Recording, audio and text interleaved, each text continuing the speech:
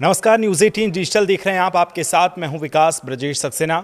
श्रीनगर की हजरत वल दरगाह, जहां माना जाता है कि इस्लाम के पैगंबर मोहम्मद का बाल आज भी सुरक्षित है, ऐसा माना जाता है। लेकिन इसी पवित्र दरगाह से शुक्रवार को एक ऐसी तस्वीरें सामने आई जिन्हें देखकर हर भारतीय का खून खौल उठेगा।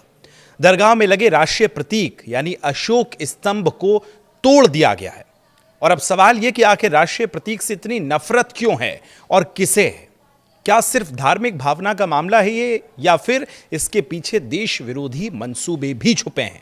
आपको पूरी घटना बताते हैं। दरअसल हजरत दरगाह में हाल ही में रेनोवेशन का काम पूरा हुआ है, जहां नवनिर्मित शिलापट्ट, जिसको हम जब इनॉग्रेशन करते हैं तो शिलापट्ट जो लगाते हैं, जिस पर नाम लिखते हैं, उस पर राष्ट्रीय प्रतीक अशोक स्तंभ उकेरा गया था। सबसे पहले उसी से शुरुआत की गई थी, लेकिन शुक्रवार की नमाज के बाद कुछ लोगों ने इसे तोड़ दिया। और विरोध करने वालों का यह कहना था कि धार्मिक भावनाओं के खिलाफ है। अब आप समझिए, देश का अशोक स्तंभ किसी की धार्मिक भावनाओं के खिलाफ हो सकता है? दरगाह के रेनोवेशन का उद्घाटन जम्मू कश्मीर वक्फ बोर्ड की चेयरपर्सन दरख्शा अंद्रावानी ने किया था और इस घटना पर उन्होंने कड़ा बयान भी दिया है। उन्होंने कहा कि जो लोग राष्ट्रीय प्रतीक का विरोध कर रहे हैं वे दरअसल आतंकियों और उपद्रवियों की भाषा बोल रहे हैं। अब पॉलिटिकल रिएक्शन इस घटना पर पूरे क्या कुछ है वो आपको दिखाते हैं। घाटी की सियासत इस विवाद में कूद गई है। नेशनल कॉन्फ्रेंस और पीडीपी की नेताओं ने वक्फ बोर्ड पर सवाल उठाए।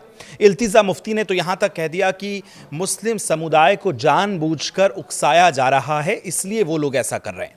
फिर क्या था, अंद्रावी का इस पर पलटवार आया और उन्होंने कहा कि अंद्रावी ने पलटवार करते हुए कहा कि अगर राष्ट्रीय प्रतीक से इतनी परेशानी है तो फिर जेब में नोट भी मत रखिए, क्योंकि नोट पर भी राष्ट्रीय प्रतीक छपा होता है।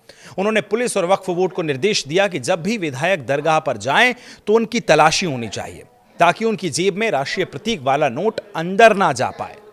अब इस दरगाह का इतिहास क्या है, अहमियत क्या है, वो हम आपको बताते हैं।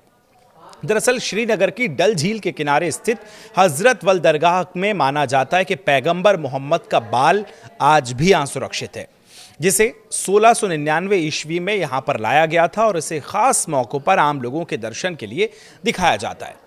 यह जगह मुगलों के दौर से ही बेहद खास मानी जाती है। अब इस पूरे मामले को लेकर कानूनी रूप इसका क्या हो गया है, कानूनी पड़ाव क्या कहता है, लेकिन सबसे बड़ा सवाल इस पूरे घटनाक्रम के बाद यह कि क्या राष्ट्रीय प्रतीक का अपमान धार्मिक की भावना, जो धार्मिक भावना है, उसका मामला हो सकता है, या फिर इसे देश विरोधी ताकतों का एजेंडा कहा जाए।